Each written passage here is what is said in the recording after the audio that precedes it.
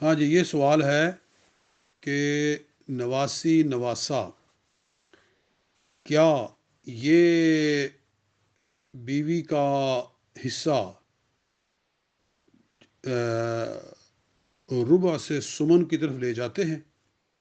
یعنی کیا حجاب بن جاتے ہیں کہ اپنی ماں کو وہ اس کے شوہر سے چوتھا حصہ نہ لینے دیں بلکہ آٹھویں تک لے جائیں؟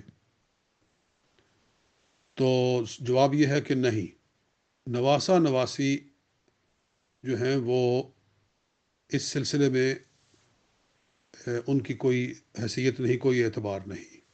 قرآن پاک میں جو فرمایا گیا ہے کہ وَإِن كَانَ لَهُنَّ وَلَدٌ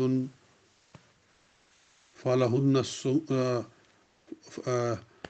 وَلَكُمْ نِصْفُ مَا تَرَكَ أَزْوَاجُكُمْ إِن لَّمْ يَكُن لَّكُمْ وَلَدٌ فَإِن كَانَ لَكُمْ وَلَدٌ فَلَكُمُ الرُّبُعُ مِمَّا تَرَكْنَ، اور آگے فرمایا کہ وَلَهُنَّ الرُّبُعُ مِمَّا تَرَكْتُمْ إِن لَّمْ يَكُن لَّكُمْ وَلَدٌ فَإِن كَانَ لَكُمْ وَلَدٌ فَلَهُنَّ الثُّمُنُ، کہ اگر تمہاری بیویاں فوت ہوں، نہ تم فوت ہو اور تمہاری بیوی جو ہے، اگر بیوی کے لیے اولاد ہو تو پھر ان کے لیے، بیویوں کے لیے آٹھواں حصہ ہے، اور اگر اولاد نہ ہو تو چوتھا حصہ ہے۔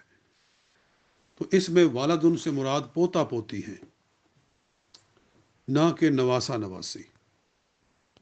یہ مفسرین نے اس کی تصریح فرمائی ہے، اور لفظ والدن کے اندر اشارہ بھی موجود ہے کہ ولد اس کو کہتے ہیں کہ جس سے نسب چلے۔ جی، السلام علیکم۔